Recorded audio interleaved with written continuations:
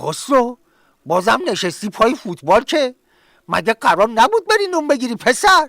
نکنه نیمرو رو میخوای با نایلون سفره بجایی؟ آقا جان نیمه نهایی جام جهانی ها، شوخی که نیست. وسط فوتبال برن تو صف نانوایی، بچه ها همه بشه میخندن. خب بگو رونالدو یه توکپا بیاد برامون نون بگیره که تو فوتبال رو از دست ندی. تو اگه دل شور نان میزنه، او گوشی که مثل سرم از صبح دستت گرفتی قطع میکردی میرفتی نان میگرفتی. بس کن دیگه.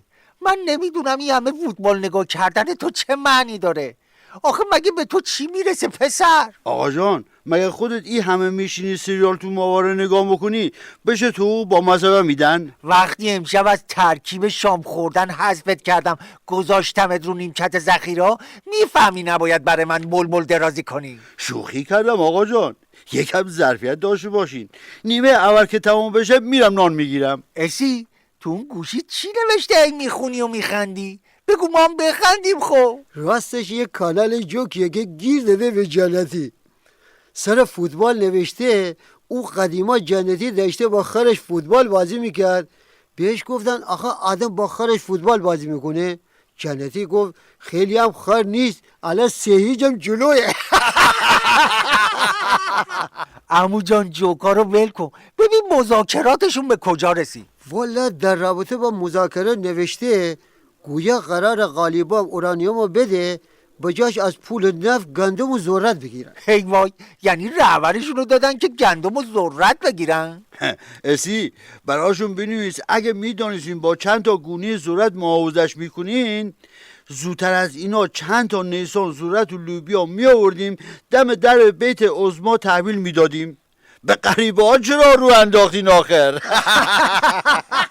اینه نگاه کن، باسیجی ها بد جوری رام کرده قربان. کنار خیابان دارن شعار میدن گندم و جو ارزانیتون تنگه نمیدیم بهتون. بچه ها چند تا بیتم ما بگیم. خسرو ضرب بگیر، ازی تو هم زیرش کامنت کن بنویس گندم و جو آوردن اورانیوم ما رو بردن.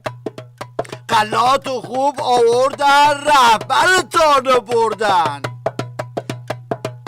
آبروتون رو بردن حاجی زاده تونم بردن. اورانیوم ارزونیتون من واقعرم بیخریشتون. گندم جو ارزانی تان سید علی رم دادیم به شیطان. یونجه خوب آوردیم حیثیتتان را بردیم.